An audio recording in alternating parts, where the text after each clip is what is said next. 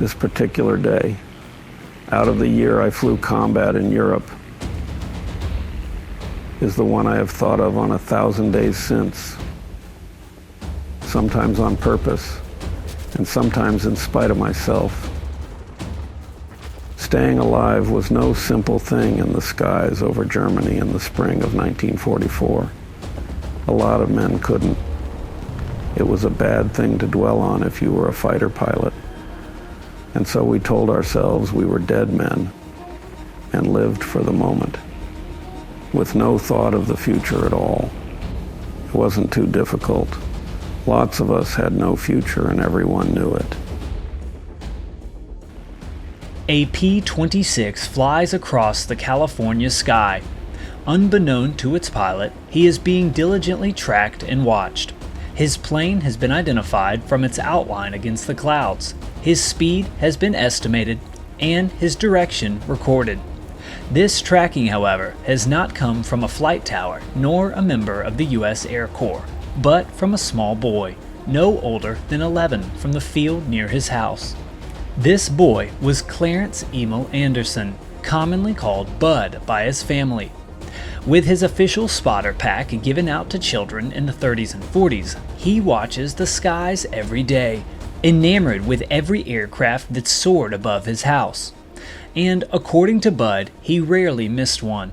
His best friend growing up, equally as enthralled with aircraft, was a young boy named Jack Stacker. The two were as close as could be, and spent nearly every day looking to the skies. Bud and Jack simply loved it, and for Bud at least, almost every thought that ran through his mind centered around aircraft. It was this love from an early age that would push him to fly for the U.S. Air Corps, and put into motion the legendary story of Bud Anderson and his Mustang Old Crow. Before World War II even broke out, Bud Anderson already had plans to join the U.S. Army Air Corps. As soon as he was old enough in early 1942, he was set on becoming a fighter pilot. Well, I primarily joined the Air Force because I wanted to fly. I couldn't learn, my folks didn't have any money to let me learn how to fly, so when World War II came, I had already planned to join, and I just had to wait 1 month until I was 20 years old before I could join. There was never any doubt, and it simply happened to coincide almost perfectly with the attack on Pearl Harbor. It was just the time to join the Air Corps, and the U.S. was about to have a major need for pilots. A year later, in late 1942, the young California boy, just 20 years old, had passed flight training and was already operating with a fighter squadron assigned to the San Francisco area. Here, before he was sent to the war, he would learn just how deadly flying could be and how quickly disaster could strike. One day, while flying the P-39 Air Cobra over the Bay Area, Bud was introducing a young pilot to the new aircraft. It was a little more touchy than some of the easier trainers, so it took some time to master. As he and the trainee flew over the city, out of nowhere, a group of Navy F-4F Wildcats swooped in, diving from above on the trainee and his instructor. Clearly, they were asking for a dogfight, which was commonplace among the young flyboys of the U.S. forces during this time. But Bud, with an inexperienced pilot at his side, knew that this was not the time. So he turned away, trying to clearly decline their invitation. But when he did, he looked back and saw that he was alone. His wingman had vanished. He desperately looked for the P-39 and heard nothing on the radio. And then a flash, an explosion on the ground with no sign of a parachute. His trainee and wingman was gone. Upon landing, Anderson had to explain to his superiors, nearly in tears, what had happened. He had no answer. He never heard a call or saw him pull away. The only thing that made sense was that his wingman was spooked by the Navy fighters, tried to turn, and snap-rolled into a spin. This inexperienced pilot was probably simply unable to exit the dive and crashed. It was not the last time a fellow pilot of his would be lost, and it made him realize that all it took was a split-second mistake to end a pilot's career. And this wasn't even combat yet. But one could not dwell on things like this. There was still a war going on, and the focus had to remain on the task ahead. Around this time, Bud received some good news, that he, along with a couple of other pilots, had been selected to be the founding leaders of a new group that was being formed, the 357th Fighter Group. It was an honor and a challenge, one that in the coming months he would accept, and the responsibilities that came along with it.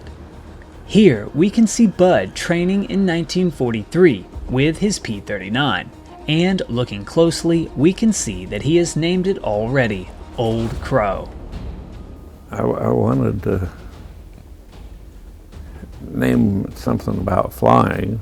Old Crow, smartest bird, flies in the sky. And something about drinking. Well, there's a whiskey called Old Crow. It was popular because it was the cheapest thing we could find.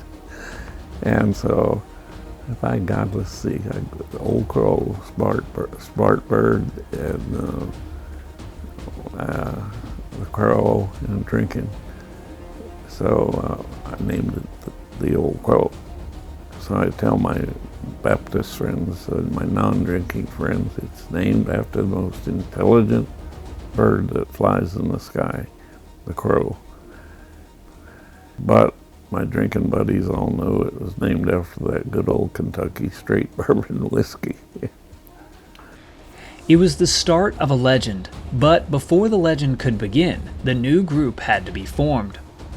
As part of this new unit, the 363rd Fighter Squadron of the 357th, he was sent to additional training. Here in the spring and summer of 1943, he got to know his new brothers, and here the first pilots of the 357th would be lost. Often overshadowed in the history of the Second World War is the amount of death and loss that took place in these flights before they ever reached combat. Based on historical reports, around 15,000 American men died in aircrew training alone during the war. It was simply a part of aviation in the 1940s, and frankly made these young men like Bud Anderson even more courageous. The 357th, now in California, was flying the standard P-39 Air Cobra and worked hard to master the finer arts of flying, air-to-air combat, strafing, and dive bombing.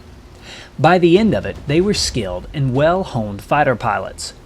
But it had cost them 13 good men.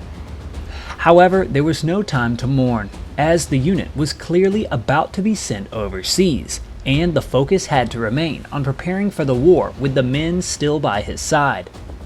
Bud, being a flight leader and a founding member of the group, had gotten to know nearly all of the pilots in his unit by this time, and had made some good friends.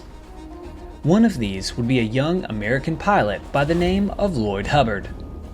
Lloyd, or Hubbard as he was more commonly known, was likely the most naturally skilled pilot of the entire group. He was a smooth formation flyer, absolutely flawless in maneuvers, and was not afraid to show off his abilities.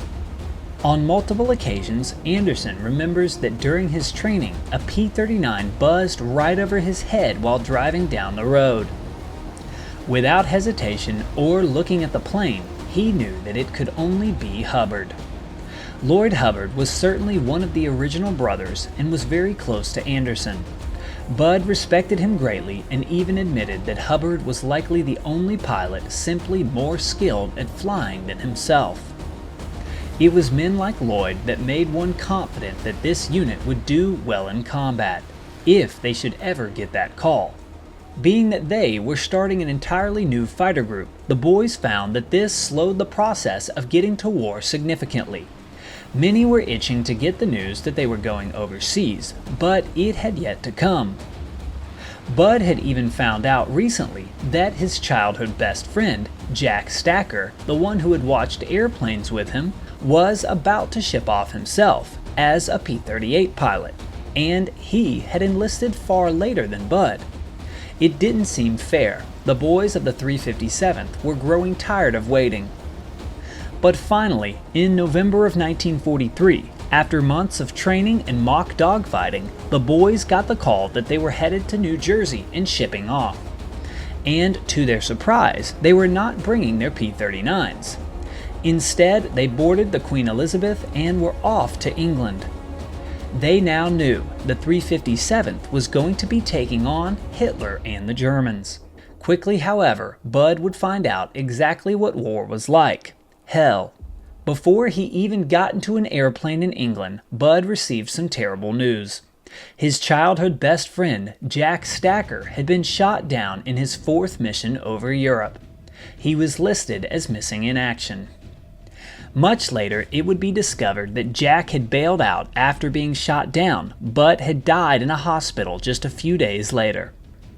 It was one of the most difficult moments of the war for Bud, and yet another wake-up call that this was no longer training. The dogfights were not mock-ups, this was the real deal, and death was one mistake away.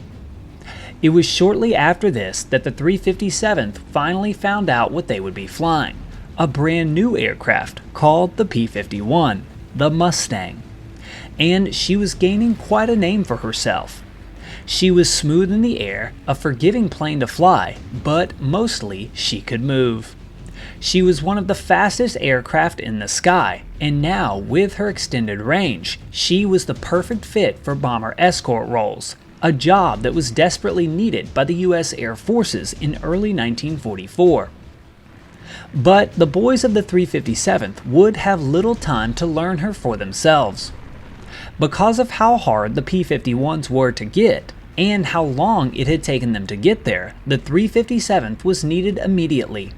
They would have to learn the Mustang in combat, taking them up for their first mission with just a few hours of flight time.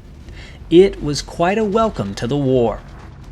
By the time the unit was fully stocked with the new aircraft and ready for combat, it was January of 1944. Upon receiving his aircraft, like most of the Air Force fighter pilots in England, Bud Anderson had to give her a name. And, of course, she too was christened Old Crow. Now that the pilots of the 357th were armed and ready, it was decided that since the entire unit was green and unseasoned, the squadron commanders should each go up on a combat mission with a different group before leading their own men into combat. This way, at least the leaders had experienced combat for themselves. Bud's squadron commander, who was selected for this assignment, was a man by the name of Captain Joe Giltner. He was well respected and liked as a leader. On January 25th of 1944, as scheduled, he went up on his introduction mission with another group, flying as wingman to a seasoned pilot. Captain Joe Giltner would never come back. He and his leader were pounced by a German Focke-Wulf 190, who shot down both of them. They would later learn that Captain Giltner had bailed out and survived. But at the time, all thought that he was dead. It was certainly not an encouraging start for the 357th Fighter Group. Just 2 weeks later, it would be Bud's turn, and like the rest of the group, he was officially being assigned to his first mission with a separate group. Yeah, this was my first combat mission, and we were off. Flight leaders, squadron commanders, and guys that led flights were getting our first combat experience by going next door, so to speak, and flying with a different fighter group. And so we all ended up being wingmen on this flight with the 354th group that had been there for at least a month or two ahead of us. Many of the boys at this point had expected that after what happened to Giltner, this first mission would be a milk run, perhaps just a routine patrol over the coast of France. But for this mission on February 8th of 1944, this was not the case. As the men entered the briefing room, they saw that their mission would be bomber escort, and their target, Frankfurt, Germany. This was no milk run, and the Germans would almost certainly be up in force, with experienced pilots defending their homeland. Immediately, the realization set in, and the only thing on Bud Anderson's mind was not screwing up. He would be flying on the wing of an experienced leader, a P-51 pilot with a few kills under his belt. It was a comfort for sure, but now the green Bud Anderson would have to make sure that he stuck to him like glue, protecting his tail from any Germans that might try to pull behind. And most importantly, he had to ensure that he did not get lost. The worst possible scenario for a new pilot was losing his leader, leaving both pilots exposed and much more vulnerable to attack. As the propellers started turning and the Mustangs took off, all was normal. Pretty soon, the bombers were located and their little friends were above them and en route to Germany. My leader, on my first combat mission, I flew with, I forget his name, but he was one of my classmates. And he'd already gotten a kill or two. And so he was experienced. After a while of quiet and peaceful flying at 25,000 feet over Germany, nearly at the target, a call went out over the radio. Bogies, 1 o'clock. Immediately, adrenaline rushed through Anderson. His focus was now completely on his leader, flying as close as possible and waiting for a move. Then it comes. His leader rolls over and in a second is diving away. Bud and Old Crow were barreling close behind, quickly picking up speed. Up ahead, Anderson sees what he is after, a black speck, a German Focke-Wulf 190. The first time one sees the enemy is something you rarely forget, and Bud Anderson certainly did not. The black crosses were clearly visible on the side, with gray and blue covering the plane. It was a cold sight. And I roll over like this because I'm covering my leader, and I roll over with him like that, and then down you see, oh my God, here's this beautiful FW-190, all German colors, with them black and white cross on them. That's the first one I'd seen close up. Bud's leader pulls in closer and is clearly going to have a shot in just a few moments. Bud, ensuring that he does his job, looks around, scanning for any enemy aircraft that might be dropping in on them. But for the moment, all is clear. There are hundreds of planes across the sky, but no one appears to be approaching them. It looks like a definite kill shot, and Captain Bud Anderson will get to see it up close. But then, out of nowhere, another call over the radio. Mustang, there is one on your tail. A definite warning, but no specifics. No Red 2, Red 1, or anything like that, simply Mustang. The chase continues. Then again, another call over the radio. Mustang, he's still on your tail. And he rolls out and he's getting ready to close in on diving, he's diving into, and my guy's going right after him. And then this guy calls on the radio, Mustang, there's one on your tail. What the hell? Who's talking and who's on whose tail? No, it's nothing, no. And so I sweep the area real good and we continue the attack. Mustang, he's still on your tail, comes the second call. And I said, Jesus Christ, it must be us. This time, panic ensues. Bud's leader fires a desperation shot from long range at the 190, and then pulls off, throwing his plane into evasive maneuvers to try and shake a bandit that wasn't actually there. The young Bud Anderson watches, knowing there is no one on his leader's tail, and then realizes, what if he were the Mustang in the radio call and the bandit was on his tail? Immediately, he too throws Old Crow into evasive maneuvers, trying to escape a fighter that was nowhere to be found. Then, after a few seconds, he flattens out and realizes that he is alone. No friendlies, no Germans anywhere. The worst possible case scenario. Things were not looking good. What a first mission for Captain Anderson. So my leader broke off the attack and is going on invasive action. So I'm trying to follow him, but he was so good at the evasive action that he lost me. Now here I am over Germany all by myself, and something you don't want to do. Pretty soon I saw an airplane up ahead, and God damn, maybe that's my leader. I got up there and rejoined with him, and when we got back at home, we had a lot of discussion about, who did this and who did that. And nobody would fess up to it, so to this day we still don't know who was hollering at who. Luckily, he spots a lone plane, a Mustang, and pulls up next to it to fly back to the formation. Against the odds, it turns out it is his leader. Looks like Bud hadn't gotten quite so lost after all.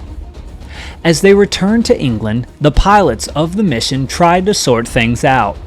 It was obviously a serious blunder, but no pilot ever claimed it, leading most to believe that it was likely a mistake, some green pilot likely misidentifying a Mustang as a German fighter. There were no major losses because of it, other than Bud's leader, who no doubt had a kill taken from him, leaving a German pilot to fight another day. Understandably, he was angry, and if Bud had been a little more seasoned, perhaps he would have told him that his tail was clear. But it was his first mission, and Bud had survived. He hadn't turned away, hadn't gotten sick, and hadn't froze. That was enough for now, and worthy of celebration. But the celebration would not last. The next day, Hubbard would be assigned to his very first mission, another escort job. Here, Captain Lloyd Hubbard, without a doubt the best natural flyer of the group, took off, flying as the tail-end Charlie for a 4-plane flight. After this escort mission, the leader of Hubbard's flight took them down to the deck and decided to strafe a German airfield, a very risky decision, with flak and anti-aircraft being a lethal threat to the P-51. This was a particularly questionable decision, with a pilot on his first mission flying as the tail end. Nonetheless, they dove in. They opened up on the airfield, and the anti-aircraft artillery opened up on them. The trailing plane, no doubt, always has the highest risk during these attacks, since the leader has surprise as he strafes, and the last plane has none.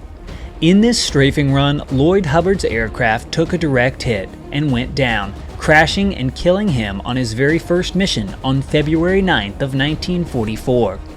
Just like that, one of the originals, the man who was likely the most skilled flyer in the group, was gone, and frankly, it was not even his own fault. It was simply combat.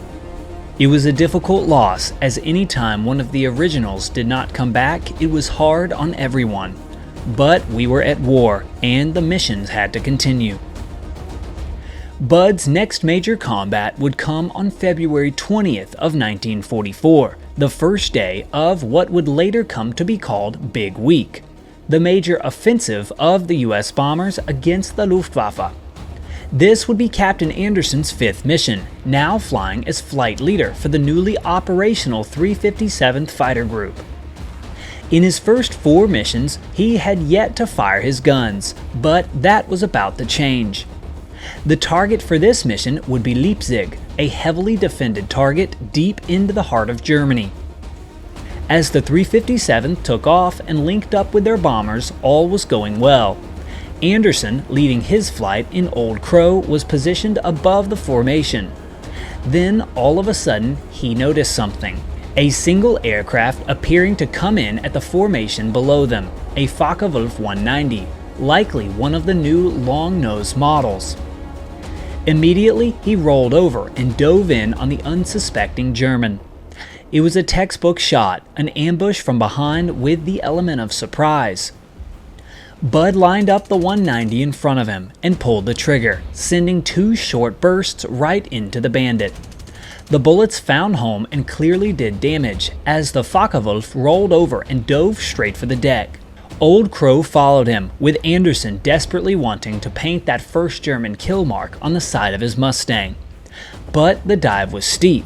Clearly, the physical limitations of his aircraft were being stretched, but he didn't stop. His aircraft was screaming downward, nearing 500 miles an hour, when a realization set in. The cockpit of his Mustang appeared to be about to snap off from the intense pressure.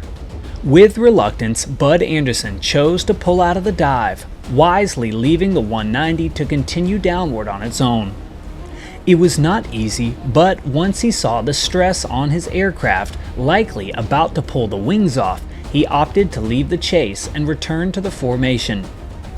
The rest of the mission would go on as normal, with Old Crow and her pilot returning safely for her 5th mission. In the briefing room, gun camera footage was reviewed, and Bud Anderson was given his first credit of the war, damaging a Focke-Wulf 190. It was not an official kill, as the bandit had escaped at 11,000 feet and no crash was confirmed, but it was better than nothing, and most importantly, Bud was still here to fight another day. And fight he would, but not the following mission. On February 21st of 1944, Bud Anderson stayed home, taking a much-needed break. He often flew more than any of the other pilots, but for this particular assignment, he sat out, and a fellow member of the 357th, Al Boyle, took his P-51 Old Crow up for the escort mission. The unit was still short on Mustangs during this time, so no planes were to be left behind. Unfortunately, Captain Anderson's original Old Crow would never return. During this large-scale raid of Brunswick, Al Boyle, flying Old Crow, came up behind a German Me-109 at close range. He opened fire and drilled the Messerschmitt, which then disintegrated right in front of him. Flying through the debris, Old Crow would take critical damage. This was the last time she was spotted flying. Shortly thereafter, Al Boyle would bail out and become a POW, and Bud Anderson had lost his finely tuned Mustang. Oh, I was sad more that I'd lost my Mustang than I was worried about Al Boyle, because it was such a good, and it painted like I wanted it painted, and pretty selfish, but I was more sad that I'd lost my airplane than that we lost a squadron mate. Shortly after, he would receive a replacement aircraft and was back into action. The next few missions would go on relatively uneventful, as the Luftwaffe was picking their opportunities carefully.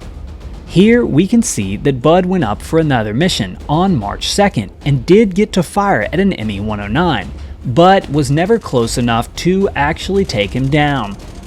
It would be another German that had escaped Old Crow.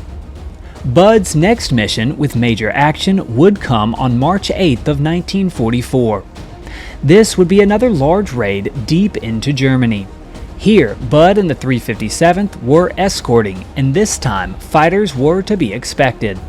The 357th took off and were soon over Europe, following the flying fortresses as they neared the heart of Germany. On their way back, as they were scanning the skies, someone called out, "Bandits, 12 o'clock low."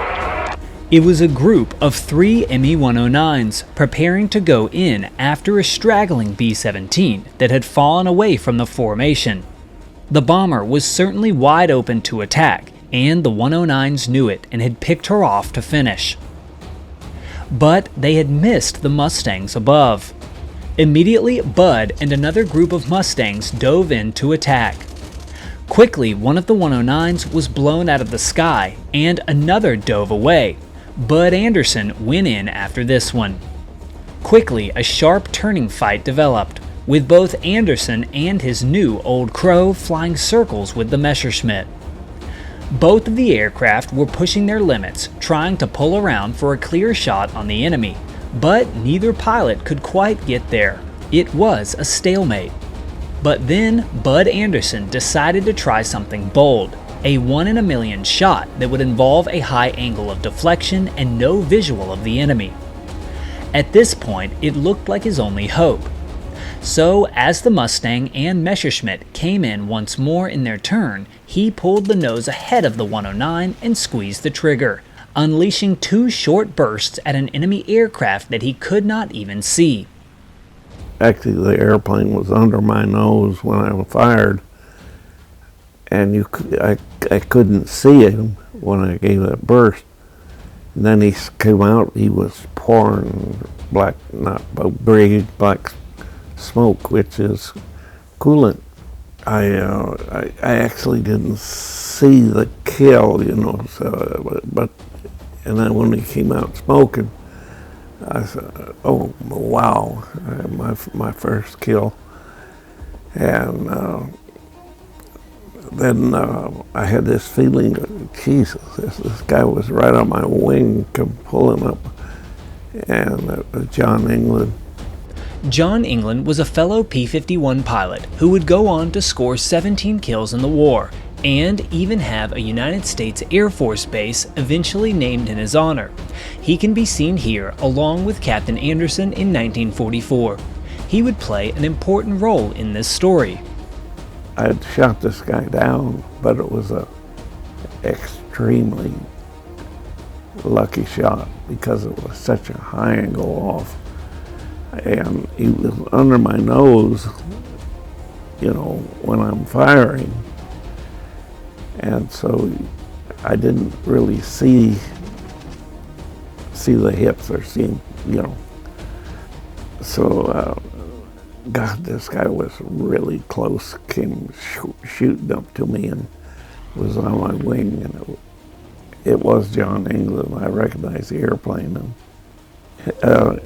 he was right on my wing, and he grinning. We were down low, and he had his mask off, and he was grinning and acting really funny. And he gave me a big OK sign. What the heck? Did he see that? Did he shoot down that airplane? Not me. I knew it was a very lucky shot if I did get him. And by the time I got home, I kind of thought, oh God, I wonder, probably John England shot that airplane down, not me. Because it was such a high angle off and very difficult, lucky shot. It was an incredible moment. Bud Anderson had just scored his first kill in one of the most difficult shots imaginable. But as he flew back and landed, thinking about the motion from his fellow Mustang pilot, Johnny England, he was having second thoughts. After this mission, we debriefed with the intelligence officer, and I claimed one ME-109 shot down, but I told him, I said, you better hold this until I talk to John England and verify my kill. He kind of looked at me like, what the heck? And so I going home, we went to the club, officers club first. And I got to talk to him. How the hell am I going to bring this up? Am I going to say, hey, you jerk, did you shoot this thing down from under me? Or how am I going to talk to him about it? And walked into the club, and there's Johnny England on the other side of the bar, and he comes running around to me, and he says, Andy, he says, that was the greatest shot I've ever seen. You got that sucker out there about 60 degrees angle off. And I said, oh.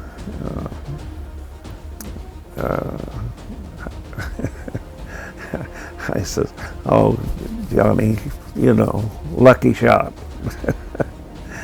And I rushed to the phone and claimed my first kill. Just like that, Bud Anderson had his first confirmed victory. Here we can read the official combat report from Bud's mission on March 8th of 1944. I was leading Chambers White with a 3-ship flight when a single P-51 joined. It was the group leader, so he then led the flight. We and 2 other flights were proceeding home when 3 109s crossed in front of us at 15,000 feet, heading for a straggling B-17. We bounced them. 1 broke up and 1 broke down, and 1 proceeded to attack the B-17 with a Mustang on his tail.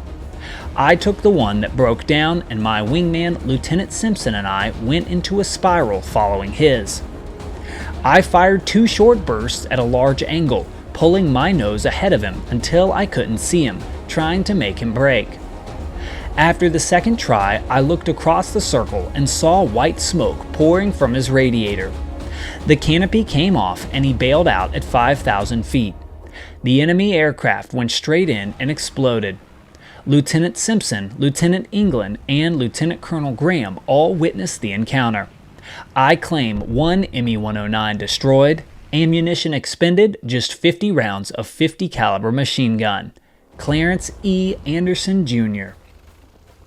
It was time. Finally, the first German cross could be painted on the side of Old Crow. Little did he know this would be the first of many. In the coming weeks, through great trial and multiple close calls, he would fill up the side of his P-51 Mustang with the black and white markings. This would involve many more missions and some of the most intense aerial combat of the war. The story of Captain Bud Anderson and Old Crow was just beginning. But all of this will be in part 2 of Old Crow, coming soon to TJ3 History. Making these videos takes countless hours of research, editing, and recording. If you want us to be able to continue to make them, click right here to help save history by joining our Patreon. If you know a living veteran of the air war, please fill out the form in the description so we might be able to tell their story. Thanks so much, and I'll see you next time.